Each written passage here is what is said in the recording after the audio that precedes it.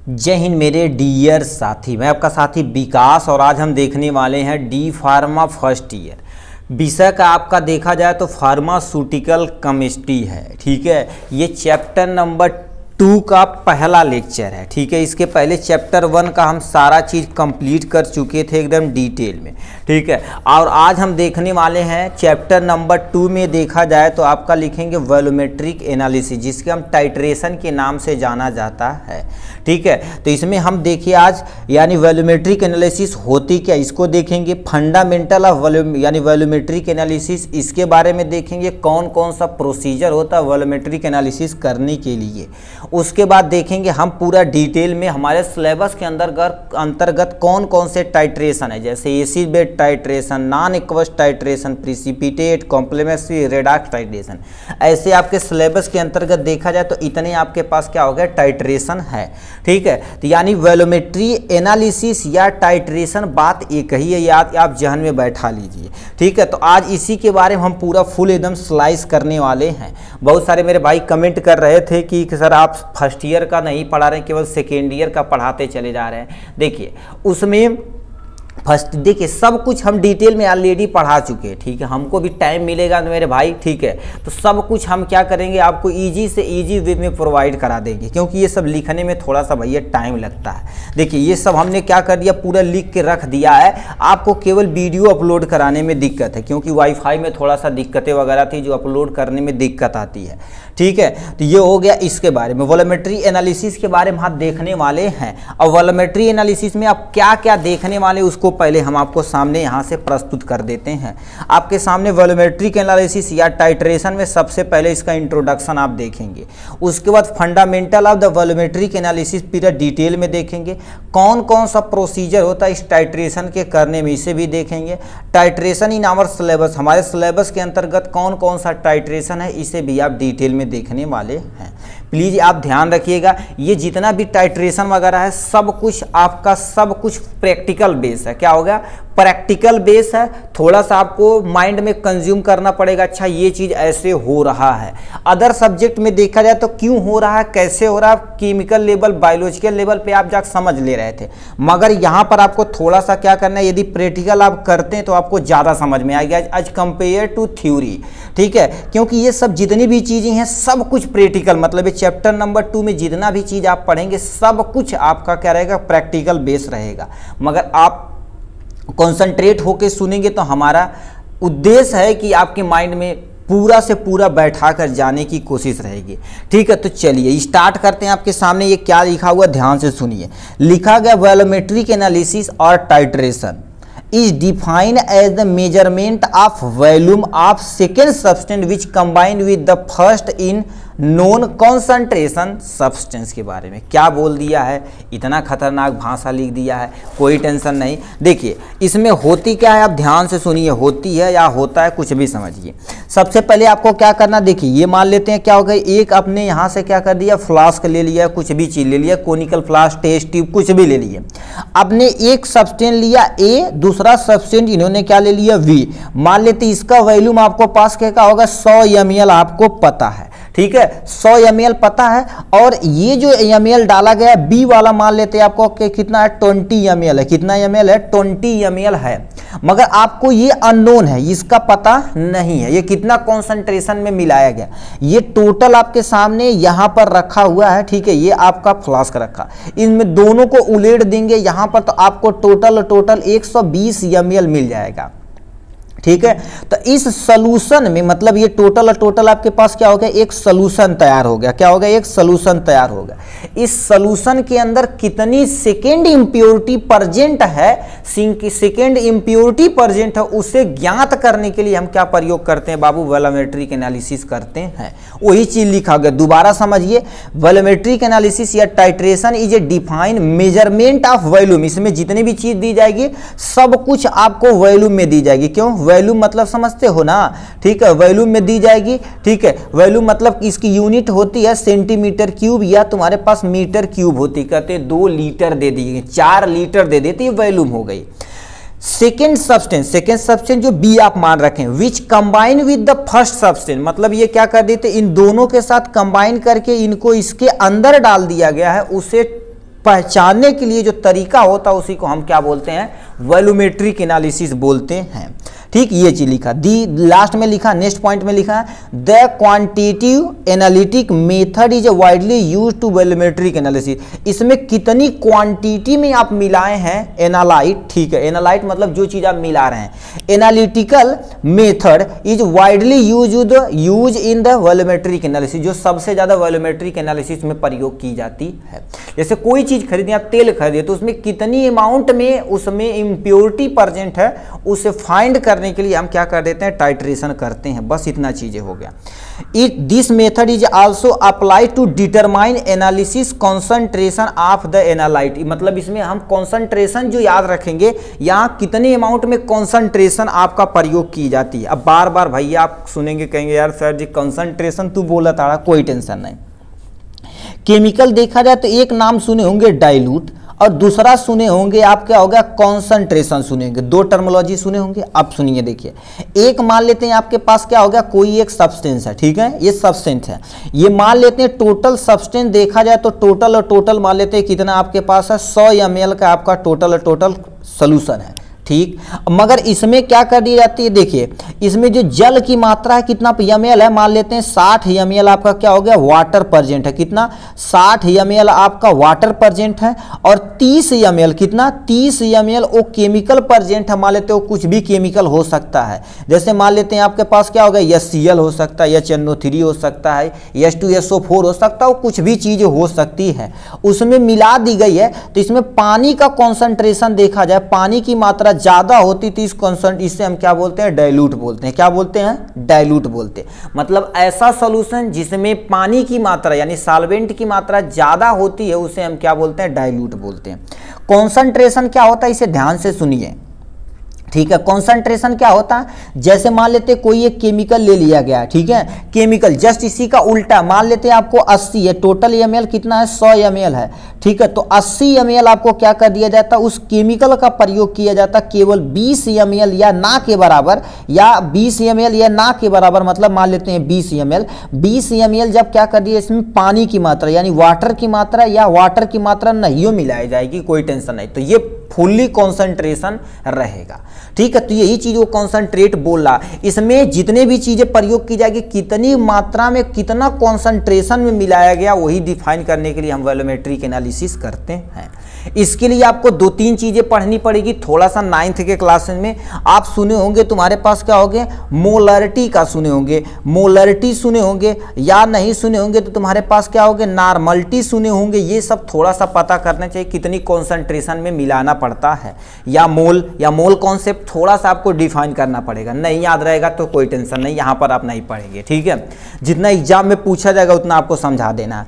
उसके बाद लिखा है फंडामेंटल ऑफ वॉल्यूमेट्रिक एनालिसिस, मतलब इसका फंडामेंटल क्या है, जो तुम्हारे पास दिया गया इसका फंडामेंटल क्या, इसके बारे में आपको बता देना है, ठीक। तो फंडामेंटल पे आपको बारे में बताना पड़ेगा। जैसे कोई चीज कहते हैं उसका सिद्धांत रहता है ना, तो उसी तरह से वॉल्यूमेट्रिक एनालिसिस का सिद्धांत क्या है, ठीक है। तो इसमें लिखा क्या हो गया, the solution which is to be analyse carry the unknown amount of chemical. देखिए आपको जब पता ही रहेगा कि कितना अमाउंट में आप ले रहे हैं, कितना कॉन्सेंट्रेट में ले रहे हैं, तो टाइट्रेशन करने की जरूरत क्या पड़ेगी। इसमें जो भी तुम्हारे पास लिया जाएगा केमिकल, वो अननोन अमाउंट में होना चाहिए। कितना अननोन अमाउंट मतलब उस क्वांटिटी में कितना कॉन्सेंट्रेशन लेवल है, ये आपको पता नहीं होना चाहिए। पहला सिद्धांत हो गया, वही तो आपको फाइंड करना पड़ेगा। दूसरा, in the presence of indicator. अब इंडिकेटर पहले सुन लेते हैं पूरा sentence. In the presence of indicator the reagent of unknown concentration react with the chemical of an unknown amount to show the end point. कहने का मतलब क्या होता है, देखिए ये कह रखा है, ठीक है। ये जो कहना चाह रहा है उसके बारे में सुनिए।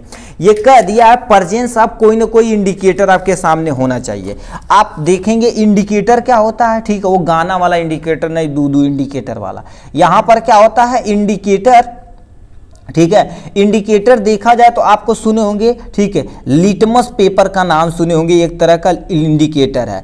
फिनाप्थलीन का नाम सुने होंगे, एक तरह का इंडिकेटर है। मेथाइल ऑरेंज का नाम सुने होंगे, एक तरह का इंडिकेटर है। तो ये मेनली लैब में इतने इंडिकेटर आपको मिल जाएंगे। लैब में इतने इंडिकेटर मिलते हैं, मेनली देखा जाए तो कईयों तरह के होते हैं, ठीक। लिटमस पेपर होता है, फिनाप्थलीन होता है, ऑरेंज होता है, क्लोव होता है, वेनाइल होता है, और यानी ओनियन जूस होता है। तो ऐसे कईयों तुम्हारे पास क्या हो जाएंगे, जूस के अंतर्गत आते हैं। तो इंडिकेटर में तुम्हारे पास इनका प्रयोग करेंगे कि वो केमिकल एसिडिक प्रॉपर्टी का है, यानी या Cl रहेगा, ठीक है, या एसिडिक प्रॉपर्टी का है, या तुम्हारे पास बेसिक प्रॉपर्टी का है, या तुम्हारे पास क्या होगा, वो केमिकल न्यूट्रल। तो ये तो कम से कम हमें पता होना ही चाहिए, तभी तो रिएक्शन कराएंगे। मान लेते खतरनाक बन जाए तो आदमी मर जाएगा, ठीक। तो ये पता होना चाहिए एसिडिक प्रॉपर्टी का, बेसिक प्रॉपर्टी का, न्यूट्रल, ये कितना चीजें हैं। मोस्टली न्यूट्रल तो आप कुछ नहीं प्रयोग करेंगे, एसिड और बेस का क्या होगा, सब सवाल रहेगा, क्योंकि एसिड बेस के कॉम्बिनेशन से आप क्या होगा, न्यूट्रल सब्सटेंस बनाएंगे। तो वही चीज यहां से लिख रखा। इंड प्रोडक्ट में आप देखेंगे कितने अमाउंट में आप रिएक्शन के दौरान लिए हैं, क्या चीज इंड प्रोडक्ट में प्राप्त हुआ है, ये चीज। नेक्स्ट में लिखा titration measure the volume which complete the reaction between the solution and reagent. मतलब क्या होते हैं, रिएजेंट जो भी चीज आप मानते हैं, देखिए सॉल्यूशन लिए हैं, ठीक है, सॉल्यूशन लिए हैं और इसमें मान लेते कोई आप रिएजेंट उठा के डाल दिए, क्या कर दिए, रिएजेंट उठा के डाल दिए। तो ये क्या रखा, जब कंप्लीट हो जाएगा रिएक्शन, उसके लास्ट में उसको क्या करेंगे, मेजर करेंगे उसके वॉल्यूम को। ये पहला यानी तीसरा सिद्धांत है। तीसरा सिद्धांत में मतलब क्या कर रखा, देखिए एक आप सिंपल सा क्या कर देंगे, इतना पेज होगा गुजा गया, उसी सजी गूंज रहे हैं आप भी, मस्त आदमी है, एकदम खतरनाक है, ठीक है, कोई टेंशन नहीं। देखिए आप क्या करेंगे, एक सॉल्यूशन ले लिए, आपको सॉल्यूशन क्या होगा, यानी अननोन कॉन्सेंट्रेशन, नहीं पता, ये मान लेते हैं आपके पास क्या हो गया, सॉल्यूशन हो गया, ठीक है। सॉल्यूशन इसमें उठा के हमने क्या कर दिया, एक रिएजेंट डाल दिया, क्या डाल दिया, एक रिएजेंट डाल दिया। ये बताओ रिएक्शन स्टार्ट हो जाएगा, क्या हो जाएगा, रिएक्शन स्टार्ट हो। रिएक्शन के सबसे लास्ट पोर्शन में आप देखेंगे, लास्ट में देखेंगे कि इसका जो भी तुम्हारे पास पोर्शन है वो कितने अमाउंट में, वही चीज लिखा रिएक्शन के लास्ट में, उस वॉल्यूम को आप मेजर करेंगे। टाइट्रेशन का जो भी वॉल्यूम रहेगा उसे आप मेजर करेंगे कितना अमाउंट में बचा हुआ। क्योंकि देखिए एक द्रव्यमान संरक्षण का नियम कहता है, ठीक है, law of conservation of mass कहता है कि रिएजेंट होता, ठीक है, रिएक्टेंट, एक तुम्हारे पास रिएक्टेंट का मास हमेशा क्या होना चाहिए, ठीक है, यानी प्रोडक्ट के मास के बराबर होना चाहिए, ठीक है, प्रोडक्ट के मास के बराबर होना चाहिए। वही चीजें यहां से लिख रखी है, ठीक है। मान लेते हैं आप 10 केजी में ये लिए हैं और 10 केजी भी आपका प्रोडक्ट बनना चाहिए, तो law of conservation of mass को फॉलो करेगा, नहीं तो दिक्कत हो जाएगी। कहने का मतलब क्या होता है, जैसे मान लेते हैं सोडियम ले लिए आप, क्लोरीन के साथ अभिक्रिया करा दिए, तो आपके सामने क्या बनेगा, NaCl बनेगा, ठीक है। इसे 2 से आप यहाँ पर बैलेंस कर देंगे। मान लेते हैं आप 10 ग्राम क्या कर दिए हैं, सोडियम लिए हैं। अब मान लेते हैं 12 ग्राम या 8 ग्राम या आपने क्या लिया, क्लोरीन लिया। ये जब अभिक्रिया करेगा तो 18 ग्राम ही पे क्या पाना चाहिए, नमक, यानी NaCl बनाना चाहिए। तो इधर का द्रव्यमान बराबर में तुम्हारे पास क्या होगा, इधर का द्रव्यमान यदि बराबर रहेगा तो लॉ ऑफ कंजर्वेशन को मास को फॉलो करेगा आफ्टर रिएक्शन। तो वॉल्यूम जब मेजर करेंगे तो दोनों तरफ क्या होना चाहिए, बराबर होना चाहिए। वही चीजें यहां से लिख रखा है, ठीक है। नेक्स्ट में आ जाते हैं, ठीक है, नेक्स्ट में आ जाते हैं, mole fraction of the equation determine the amount of unknown chemical specific volume of solution. Mole concept पे देखिए आ गया। अब मोल क्या होता है इसके बारे में पता करते थे, थोड़ा सा समझिए मोल क्या होता है, उसके बाद समझ जाएंगे। मोल क्या होता है, मोल यानी नंबर ऑफ मोल यदि आपको निकालना रहेगा, number of mole equal to देखा जाए तो जो भी आपका क्या होगा अमाउंट दिया रहेगा क्वेश्चन में, मान लेते हैं आपको क्वेश्चन दे दिया जाए 10 ग्राम जल में, ठीक है, जल में मोलों की संख्या भैया ज्ञात कीजिए। मोल मोला वाला नहीं, पोला, हम सब लोग गांव में पहले पोला खाते थे, ठीक है। तो 10 ग्राम तुम्हारे H2O में मोलों की संख्या, नंबर ऑफ मोल तुम्हें क्या करना है ना, आप फाइंड करना, कितना मोल होगा नहीं पता, कोई टेंशन नहीं। तो हम क्या रखते हैं, जो भी तुम्हारे पास क्या होगा गिवन, ठीक है, गिवन अमाउंट दिया है वो भी किस में देना चाहिए, ग्राम में होना चाहिए। क्या होना चाहिए, ग्राम में होना चाहिए, किलोग्राम कोई टेंशन नहीं। उसके बाद इसका यानी H2O का तुम्हारे पास क्या होना चाहिए, मॉलिक्यूलर वेट होना चाहिए, कुलर वेट होना चाहिए, जिसे हम क्या बोलते हैं, अणुभार बोलते हैं। ये मोल हो गया, इससे आप फाइंड कर सकते हैं। ये कैसे, अब H2O का मोल यदि निकालना रहे तो H2O, तो यहाँ दो गुणे में तुम्हारे पास क्या करेंगे, 2 गुणे में हाइड्रोजन का अणुभार, ठीक है, हाइड्रोजन का तुम्हें क्या करना है, मॉलिक्यूलर वेट अणुभार लिखना पड़ेगा, और प्लस में देखा जाए तो ऑक्सीजन का अणुभार लिखना पड़ेगा। क्या लिखना पड़ेगा, अणुभार लिखना पड़ेगा, वेट लिखना पड़ेगा। 2 गुणे हाइड्रोजन का अणुभार कितना, 1 है, प्लस में ऑक्सीजन कितने नंबर पे, 8 नंबर, तो इसका अणुभार कितना हो जाएगा, 16 हो जाएगा। तो 2 और प्लस में कितना, 2 × 2 हो जाएगा, 16 हो जाएगा। तो ये टोटल अणुभार देखा जाए तो 18 ग्राम होगा। कितना ग्राम, 18 ग्राम। तो इससे आप मोल निकाल सकते हैं। कैसे सर जी, कोई टेंशन नहीं, यहां पर निकाल सकते हैं। नंबर आप मोल यदि निकालना चाहें तो आप क्या निकाल सकते हैं, ग्राम कितना, 10 ग्राम दिया तो 10 ग्राम बटे में तुम्हारे पास 18, इससे कैंसिल हो जाएगा, ठीक है। तो आपको कितना हो जाएगा, 5/9। अब इसे क्या करेंगे, 5/9, चाहे इसे डेसिमल में फॉर्म में लाइए, चाहे तुम्हारे पास नंबर आप मोल इतने में ही लाइए, वो आपको दिया रहेगा। तो वही चीज क्या रखा है, यहां से मोल फ्रैक्शन आप इक्वेशन का पता होना चाहिए, जिसे डिटरमाइन कर सकते हैं किसी अननोन अमाउंट में, केमिकल का जो अननोन अमाउंट है उसका वॉल्यूम सॉल्यूशन में वॉल्यूम की मात्रा कितना है, वो चीज़ है। अब वॉल्यूम कहेगा तो 22/7, सॉरी 22/7 नहीं, 22.4 होता जो, ठीक है, 22.4 इन लीटर में होता। यदि ml में चेंज करना रहेगा तो 1000 से आप गुणा करा देंगे, अपना काम हो जाएगा, ठीक है। तो इतना चीजें में उतना चीजें आपको लिखना पड़ेगा। फिर क्या लिखा, प्रोसीजर, कैसे आपको क्या कर देना, इसे परफॉर्म करना है। इसे लिखा, ए typical titration should be started with the breaker contain a prescribe volume analyte in small amount of indicator होना चाहिए। सबसे पहले मान लेते कोई कंटेनर नहीं है, कुछ कंटेनर में क्या होगा, सबसे पहले वॉल्यूम ऑफ एनालाइट लेंगे, उसके बाद स्मॉल अमाउंट में इंडिकेटर लेंगे, इंडिकेटर बता देगा भैया एसिड बा कि बेस बा, ये सब कुछ बता देगा, इसके बारे में हो जाएगा। The solution that needed to be the analyse should be have a specific weight, उनका स्पेसिफिक वेट होना चाहिए। इन द सैंपल आप ±0.0001 ग्राम आप मटेरियल होना चाहिए, क्योंकि आप केमिकल वगैरह ले रहे हैं तो बहुत ही लेस अमाउंट में, मिलीग्राम में लेंगे भैया, कहेंगे 1 ग्राम ले ला, 2 ग्राम ले ला, ऐसा नहीं कह रहे 1 मुट्ठा ले ला, कौनो टेंशन नहीं, ऐसा नहीं होता है, ठीक है। तो ये सारी चीज़ें होती हैं। अभी देखो मोल निकाले थे 5 पॉइंट कितना होगा, अब देखिए इसी को करके देख लेते हैं कितना ग्राम आने वाला है, ठीक है। यदि आप कैलकुलेशन निकाला भैया, कैलकुलेटर आवा हो कहाँ बड़ा, यहाँ बढ़ा, ठीक है। देखिए अब 5/9 दिया है ना, आप देखिए इसे आप डिफाइन करेंगे, आप देखिए 5 भागा में कितना हो जाएगा, 9 हो जाएगा। लो भैया कितना में आ गया, ये देखिए कितना होगा, 0 यानी 0.55555 चलता चला जा रहा है। वही चीज़ बोले प्लस माइनस में तुम्हें क्या करना पड़ेगा, वो ग्राम में लेना पड़ेगा, जो बहुत लेस अमाउंट में होता है, ठीक। फिर क्या दे रखा, it is important to choose right kinds of material, मतलब आप जो भी मटेरियल चूज कर रहे हो तो एकदम से एग्जैक्ट होना चाहिए। Which is to be the analyse and obtain accurate result, मतलब जिससे आपका एक्चुअल में रिजल्ट आ सके। तो ये चीज़ आपको क्या करना पड़ेगा, थोड़ा सा कॉन्सेंट्रेट, और बुक का प्रिस्क्रिप्शन कैसे दिया गया ये सब भी आपको थोड़ा सा देखना पड़ेगा।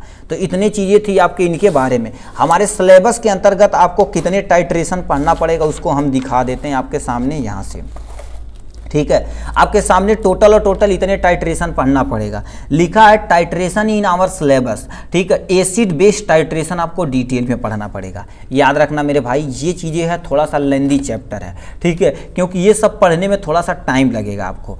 Acid based titration, non aqueous titration, precipitate titration, complex mixed titration, redox titration, लिखा ग्रेविमेट्रिक टाइट्रेशन, मतलब इतने तरह के टाइट्रेशन आपको क्या करना आपके सिलेबस में दिया गया, तो इतना चीज़ें आपको पढ़ना पड़ेगा, ठीक है। पीसीआई के अकॉर्डिंग आपको सिलेबस दिखा दिया जाए तो मेनली आपको, ठीक है, 2-3 इसमें से इंपॉर्टेंट है। जैसे तुम्हारे पास क्या हो गया, acid based titration, non aqueous titration, और क्या लिखा है, precipitate titration, complementary, redox titration. इतने तुम्हारे पास क्या होगा, मतलब मोस्टली देखा जाए तो आपका याद रखना, एक इसमें से टाइट्रेशन एज इट इज आपका क्या हो जाएगा, एक टाइट्रेशन लॉन्ग में आएगा और एक टाइट्रेशन आपका स्मॉल में आएगा, मतलब शॉर्ट क्वेश्चन में आएगा, एक लॉन्ग में आएगा, ठीक है। तो यही चीज आपसे पूछ सकता। हम जब एग्जाम दिए थे तो हमारे पास क्या आया था, ये वाला रेडॉक्स टाइट्रेशन आपका क्या होगा, पूछा हुआ था, ठीक है। और यहाँ पर आप फर्स्ट ईयर अभी जो तुम्हारे पास हुआ है 2024 और 23 किसी भी साल का पेपर उठा के देख लिए, एक टाइट्रेशन आपका कंफर्म पूछा जाता है। ठीक है, तो चलिए आज के लिए बस इतना ही। फिर जो वीडियो आएगा आपका क्या हो जाएगा, एसिड बेस्ड टाइट्रेशन, जो आपका फेवरेट चीज़ रहेगा। इसे एकदम से प्रैक्टिकल के जरिए हम आपको क्या करेंगे, दिखाएंगे। ठीक है, क्योंकि इसके पास हमारे पास इक्विपमेंट है, क्योंकि 9th और 10th में जो हमारे पास ऑनलाइन क्लासेस चलाई जाती हैं तो उसमें ये सब एसिड बेस का टाइट्रेशन, इंडिकेटर क्या होता है, ये सब चीज़ हमारे पास उपलब्ध है। इसको हम दिखाएंगे जो भी चीज़ एग्जाम्पल में रहेगा। ठीक, चलिए आज के लिए बस इतना ही। फिर मिलेंगे नेक्स्ट वीडियो में नेक्स्ट टॉपिक के साथ। तब तक के लिए bye bye and take care.